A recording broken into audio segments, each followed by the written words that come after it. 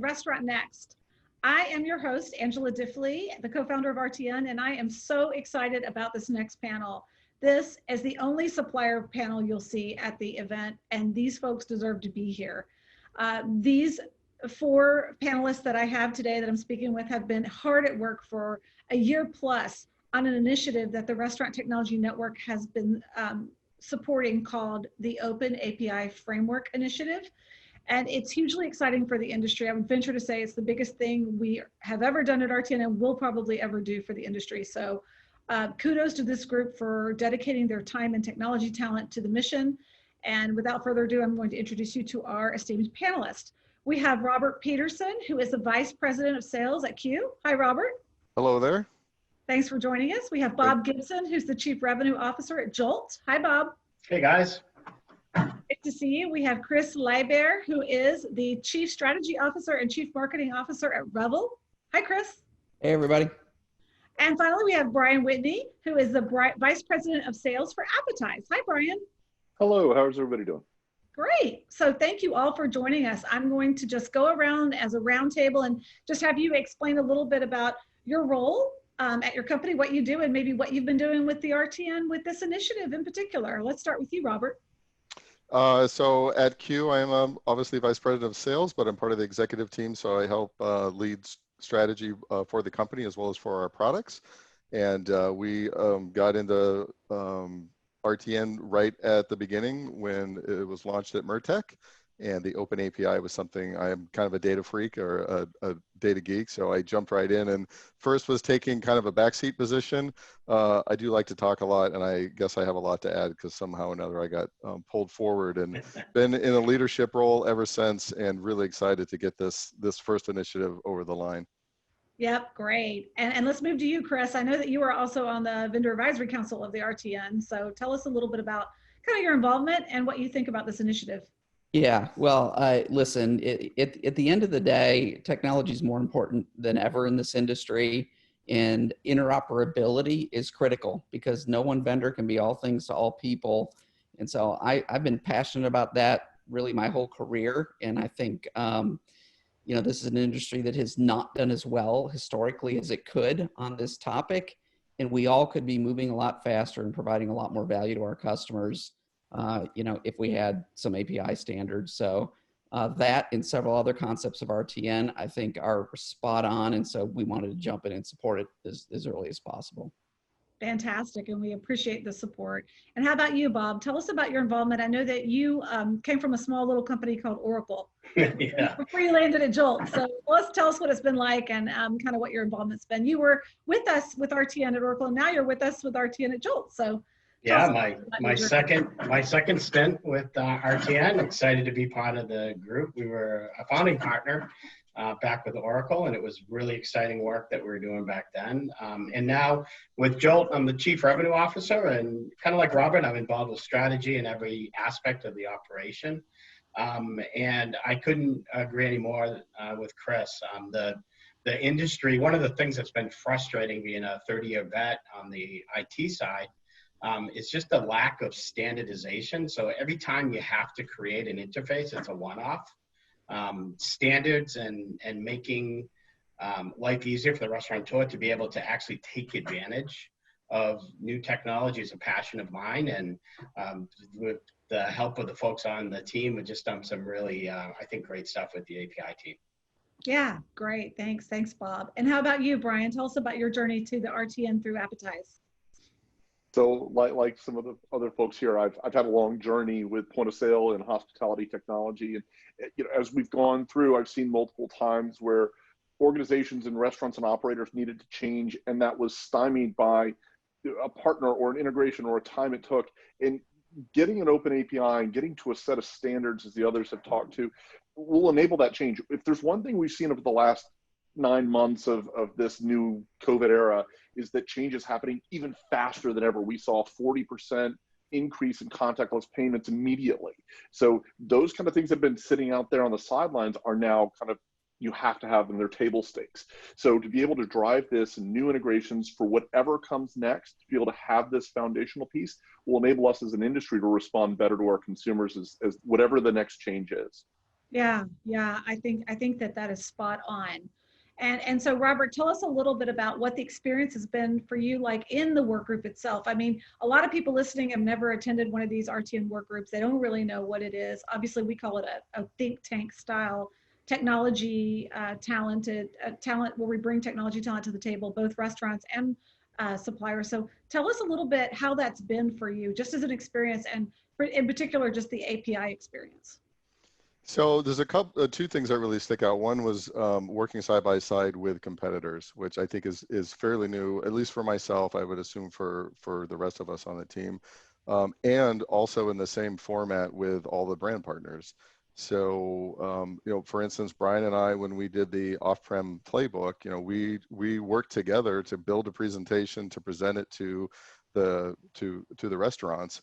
And I don't think ever in my career I have like got on a Zoom call with my competitor and said, okay, we're going to put this presentation together. And it was like working next to one of my colleagues, just happened to be a competitor. So that whole spirit of doing anything we could during COVID to help, it came to life, and there was no boundaries, which is great. And that is part of the process, is that we have this work group, this forum that everyone comes together, whether they're a solution provider or a brand partner. Ideas are shared. We get into the nitty gritty. Sometimes, you know, we get to a point where we think, okay, I think we're okay. We got it now. And then someone raises their hand and says, well, we might have forgot this piece. And we go down a rabbit hole that's either good or bad, but we explore every option, and everyone has a voice. And there were times we were close to completion, and we brought up some new parts of the API standard around the menu synchronization, and there's some further work to do as well. So those pieces I like, as there is so much different viewpoints, and then you throw the technology on top of it, and you throw competitors working together on top of it. We're truly building a standard. I won't name the person, but I at one time heard a very astute POS thought leader say, the good thing about standards is that everyone has their own. And I want to crush that. And I want to say, we now have a standard. We're going to be like our adjacent industries in grocery and retail, and we're going to do this, and we're going to make it happen. That's phenomenal and very encouraging, I'm sure, for all the restaurants listening here today. And Chris, what would you say about the competitive nature of working with folks in these work groups? I mean, a lot of people, frankly, that's one of the questions they ask when they're looking to join RTN. They say, well, how does that work when you have competitors on the line and all battling for airtime with the restaurants, or however they have it in their minds, but certainly not that way. So tell us what your opinion of experience of the work group is. Yeah, you know, first of all, I've seen very little issue with any of that. It would be a logical concern, but maybe it's because you got to opt in, and those that don't want to cooperate with their competitors are not at the table. That could be part of it.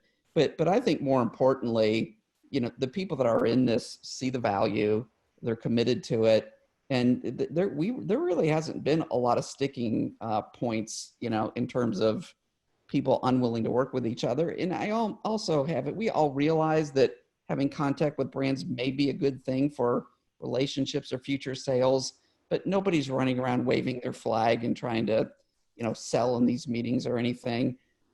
This to me this is not some rocket science. Should we be doing this? This is an obvious thing to be doing. And, you know, I think it's a very practical effort that just needed some coordination, and thanks to you and the organization, you're providing that. And the level of cooperation and the professionalism is very high. Well, yeah, that's thanks to all of you who participate as well, because I think that, you know, we were without, you know, obviously we had to have the structure in place, but without the participants, we would be nowhere. So Bob, tell me a little bit about how you have time to participate, because honestly, you guys are like top in your company. So the fact that you donate your time and talent to this mission, it must be pretty important to you. Yeah, it definitely is. And I think I speak for the group when I say we just tack on another 2-3 hours a day. So, but yeah, it definitely is. And I think, you know, to take what Robert said and Chris and add some context to it, this benefits us all. So I think, you know, the cooperation you see within the groups is, you know, I know myself being 30 years in the industry, these are problems I wanted to solve for a long time. Mm-hmm. And it really prohibits us, not that I'm a POS vendor anymore, but when I was, it prohibits us from really delivering the value to our customers that we've always wanted to. And this group, and I think what we're putting together, it's just been amazing. I mean, the attention to detail and the different perspective between the restaurateur, a POS vendor, an online ordering vendor, you know, when we're looking at APIs, it's just been amazing. And I think that you'll see that in the product that, that we deliver. Yeah, I think so too. I think that diversity is important to have when you're putting something together as important as an API framework. And Brian, tell us a little bit about what you think this framework is going to do, maybe for Appetize, like your company, and just for the industry in general. I mean, you guys are obviously on board with this, all of you, like full force. Yeah, absolutely. You know, look, I think to echo what Chris and everybody's really saying is this is just common sense. This enables us to go compete where we need to compete best on the service and the product that we provide to the marketplace, and get out of the middle of which widget works with that widget. You know, I tell a story all the time of a very large, it was at the time, it was the fastest growing fast casual brand that was blocked from integrating digital menu boards by their POS provider. Not for any logical reason, but just because they just decided not to integrate with anybody else. And this is the simplest integration. The downstream effect of that was a lack of satisfaction in the POS, not a lack of attachment.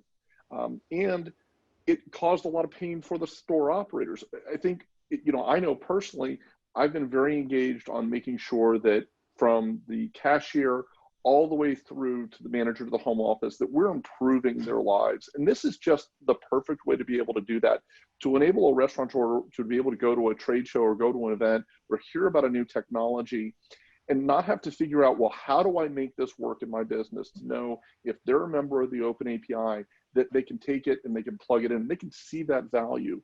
And then I, as a POS operator, can go talk and understand what I can do to deliver, and knowing as a part of an API that I can fit into the solution stack that they've opted into. So it helps us, it unlocks a marketplace, it makes a frictionless environment to deliver frictionless experiences for the employees and the guests. Yeah, anyone want to add on to that? Because that's a big deal. Yeah, I'd throw on, just to add to that, Brian, I know one of the things that used to frustrate me a lot being in the business was, you know, you'd be told that, yeah, we interface, so we have an API for that product. And then the restaurateur would start rolling it out, and then all of a sudden the hidden costs would start coming out, right? Oh yeah, we can do it, but it's going to cost you $1.2 million, which is just absolutely ridiculous, right? And those type of things, I mean, look, in the world we are today, we got to move fast. We've got to have integration works because technology comes fast and furious. Let's just, you know, get there. And I think a lot of what we're doing and building out this infrastructure is going to allow restaurateurs to take advantage of that. Yeah. Well, and I think it's really got an opportunity to unlock a lot of innovation in the restaurant space. If you think about a startup company being able to go in and opt into an API standard and know that they can go work with a restaurant company that's a part of this solution, that's part of that stack. If I'm a restaurant and I'm looking to drive innovation and it's part of who I am as a brand and it's part of what I want to be able to do, you know, I think I would look at what solutions are part of that open API to know that I can, if at any point, if they select an Appetize point of sale, and God forbid we somehow fall down, that they can pull another piece of open API and put it back in and continue their operations and drive their innovation. So it holds us responsible on a daily basis to make sure that we're continuing to deliver value to our clients and to the market. So this isn't scary to any of you guys. All these tenets we've come up with, the 8 tenets in the open API framework, none of these things make you guys go, not sure, you know, how the brand's going to feel about some of these things. You guys are all in. We're all in. We may have Absolutely. some competitors that chose not to show up today that are probably not, and that's okay. Chris, you mentioned that earlier before we got on camera, so I'm stealing your idea. I'm going to add to that. We talked briefly yesterday about data gravity, and I think that's what's really important here is as we start to collect more data, as we get more cohesive and all of this, there's technology, there's solutions that don't even exist today because of the problem we're in. And so as we all work together better, we collect more data, whether it's ordering from inside the store or outside the store, that is going to propel us into a whole different state. And I mean, I'm going to give a simple example of why I think this is important. And this came up for me personally last week. So direct integrations with third-party delivery, there's like a top 4. And I was unaware that some of those do not pull imagery from the platform, that you have to manage the imagery from their platform, as well as some of that's different depending on the size of the brand partner you are. If you have more stores on the platform, you get treated differently than if you have fewer stores on the platform. So again, I don't think it was malicious that these third-party delivery companies came in and built their consumption of data in a limited way. They probably just weren't aware that it was available to pull imagery from systems as well as menu data. Mm-hmm. And so there's an example where you have current integration partners that can enhance their integrations so that they'll all work the same way, as well as what Brian was just saying, was there's new technologies that are coming on board, smaller companies that want to jump in. They're eager. They got these great ideas and they've been stifled. And now they can come and do the self-service open API and sign up and look at a sandbox and test and play and build some really neat things. Yeah, I mean, just look at MURTEC. When we were there in March, those of us who could be there, Startup Alley, that was our first year to have it. And we had 15 amazing, new, innovative, scrappy, smart, entrepreneurial-minded people in this industry. And one of the questions that was on the judges' line item was, who are you integrated with? How do you connect this? Yeah, right. Yeah. A lot of them had to sort of say, well, we can do this and this, but they were inhibited. And Chris, I saw you shaking your head when Brian was talking about that. Yeah, well, I think there's two, big categories of advantage we get out of this. Innovation is one, and Brian described that very well. And then I think the other end of it is just time to market and energy. Listen, anytime you sign up a decent sized brand, they're going to have 3, 4, 5, 6, 7, let's call it on average 5 integrations. And even if you have 150 integrations on your platform, sure enough, 2 of those are not on your platform. And then, it's X number of months to work back and forth and reinvent the wheel again for the 90th loyalty program, on the planet. And it isn't behooving anybody. It's slow for the brand. It's expensive for the vendor. It's putting, just think about all the technical expertise and time. This would be a fun calculation to do. How many person years, decades, centuries have been spent redoing another loyalty API, just to serve yet another, customer / and sometimes you even find out with some of the bigger brands that company A has actually done, as an API that's their normal one, and then they've enhanced it, for this big brand. That if all that energy was going into building better product quality, moving stuff into the market faster to service the consumers, there would be more value, to our restaurant customers. And to me, that's so obvious. We're all wasting our time doing the same thing over and over. Yeah. To really nobody's benefit. So I think the small guys in the innovation, huge win. And then time to market and not wasting our time redoing the same thing over and over, huge for both, the vendors and the brands. Right. And to that effect, I mean, you're putting your time and talent towards this initiative.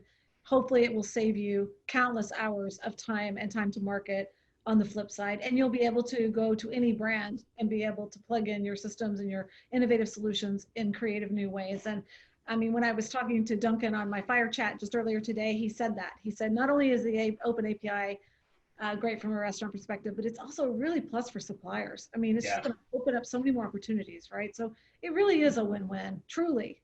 Yeah, and when you look at what's in it for me, right, the WIFM test for vendors like us, it's really, at the end of the day, restaurateurs work on such small margins, right? If we can take spend away to let them be more productive, what are they going to do with that money? They're going to reinvest and open more locations. That's right. Right? Yep. And that's what's really at the end of the day, what drives us is to help them do that because we want to grow as well. And it's a great win-win for both organizations. Great. So we think that if we play our cards right, this will be available in January to the industry at large. We're going to have a sort of a supplier readiness survey that we send out to all of the RTN members, so you guys can kind of see where you fall on the spectrum, totally anonymously, so that we can release that to the industry as well. As far as where are we with these 8 tenets that we've defined, which the industry will hear about soon.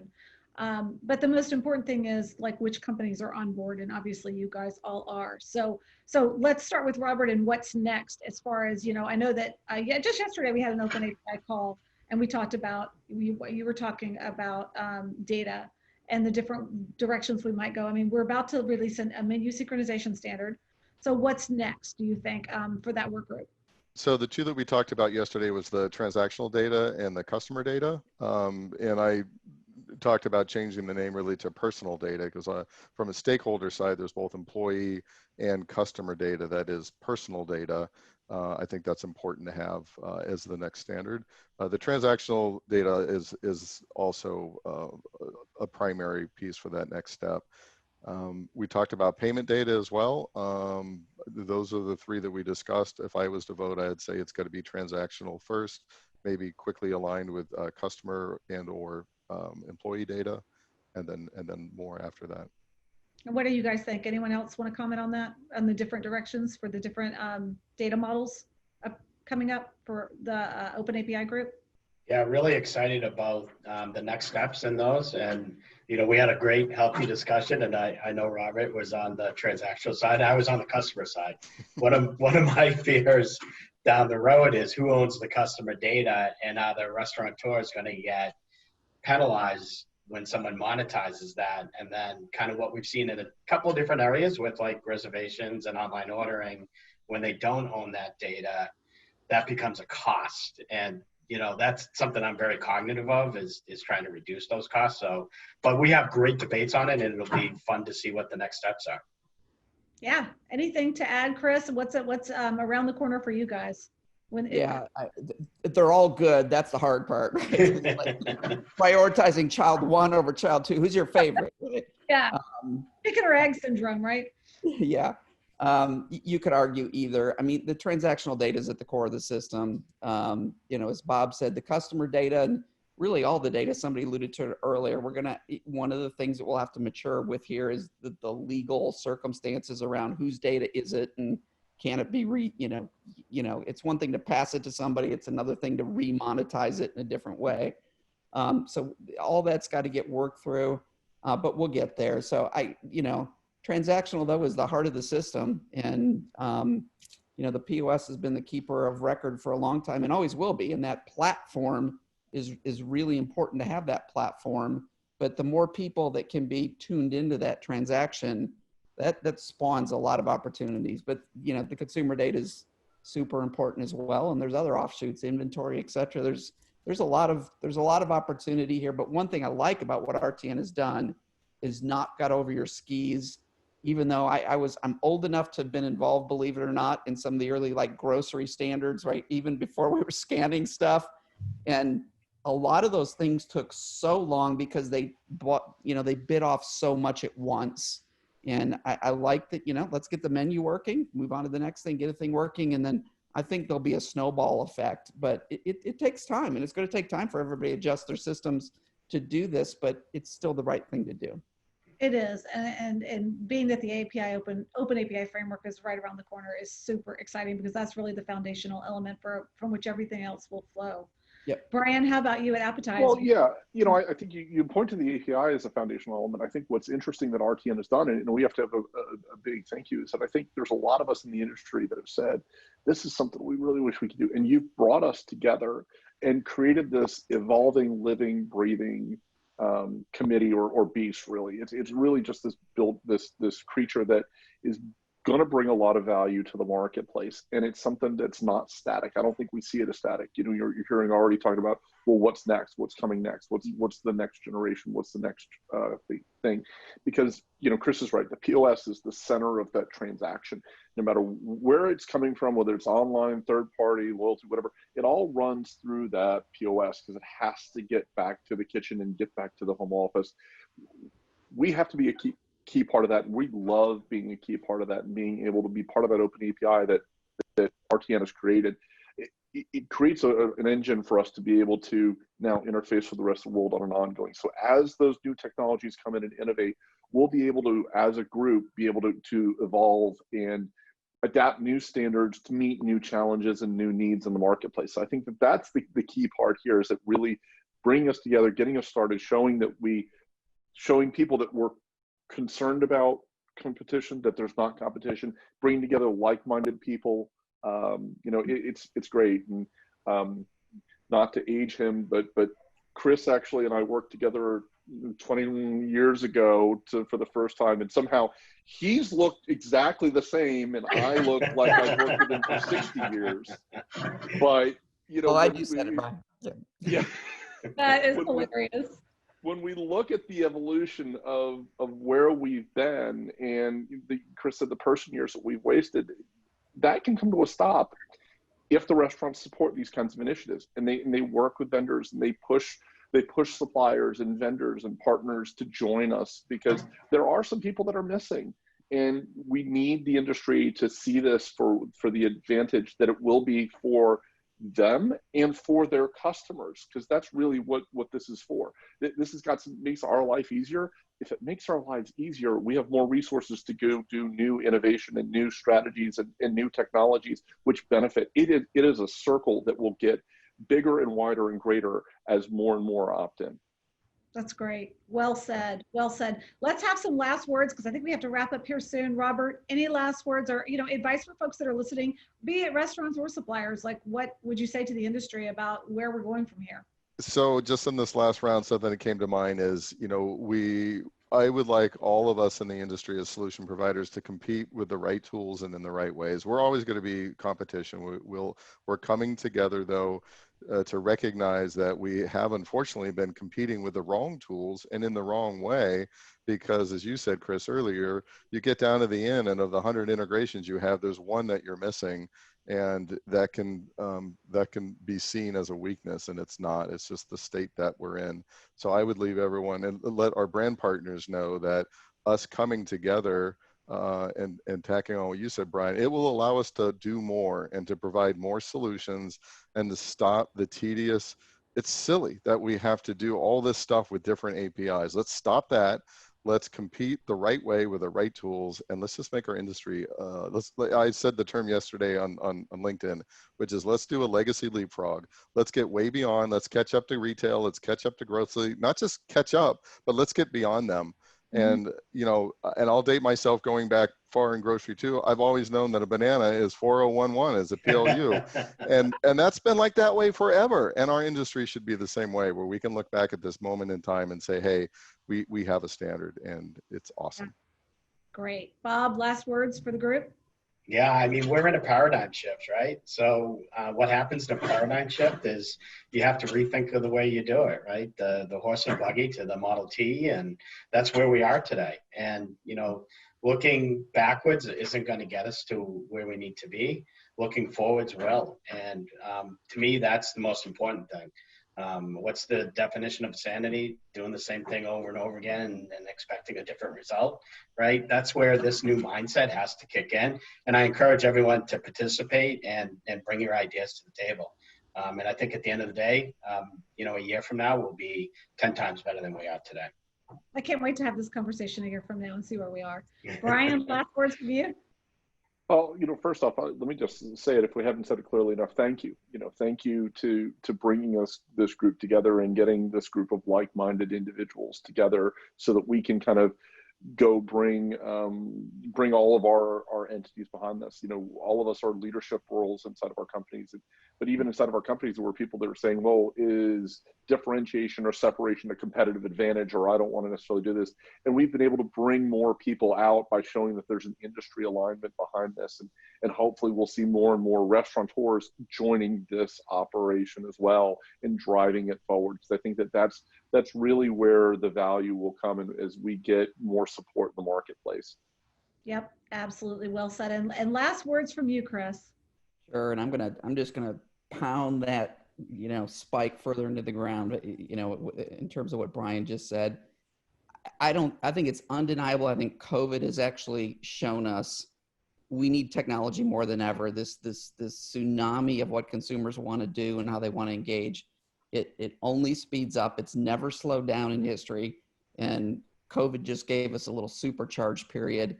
But to be a successful, you know, restaurateur, retailer going forward, technology is going to be key. And guess what? I want to put a little pressure on the brands. If only a third or a half of the industry tries to do this and it falls apart, and because half the vendors block it, we will continue to be an inefficient industry delivering technology to you. So brands, you have to insist from your vendors that they do this, because it's going to be good for the amount of technology you get, the amount of money you have to pay for that technology, the amount of innovation that's available.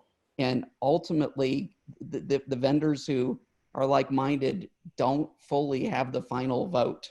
It's the brands who have to decide this is a must-have, not a nice-to-have. So we need you to carry that torch to make this happen. And Here, speak with their wallets. Yeah, and I can tell you from my experience, you know, some very powerful brands on our board of governors feel that way. They feel like they're going to be, you know, this is going to be a line item on the RFP. You know, and if you know this isn't on your roadmap, or you're not halfway there, or meet a minimum standard requirement for open API framework according to the RTN and what the industry has moved forward, then you certainly are not going to be considered. So I think that if I have heard it echo from many big voices, so I do think it is a wave, a growing tidal wave of consent and endorsement from the restaurants themselves. And Chris, your message is heard loud and clear, and I think they're already on board. I think in practice it might be easier said than done, but you know, hey, you know, time will tell. And I think as we march forward and create this open API framework together, and they start seeing the benefits of it, I think once we have some case studies out there where there's some clear cut real world benefits of what's going on here, the choice will be clear. So thank you all so much for taking time out to join me today. Thank you again just for diving in with us, right? For working, rolling up your sleeves and dedicating the blood, sweat, and tears to get this thing done over the last year plus, and also just being parts of the RTN and supporting the industry in the way that you have. All of these folks that you see here have booths here at the virtual event, so go visit them and reach out to them anytime. I think you have chat functionality in your booth, and if you guys want to talk to any of these guys, they'll be available. So thank you all for joining us, and you guys have a wonderful day and enjoy the rest of the event. Thanks, Angela. Really appreciate it. Thank you, everybody. Yeah, thank you. Thanks, guys.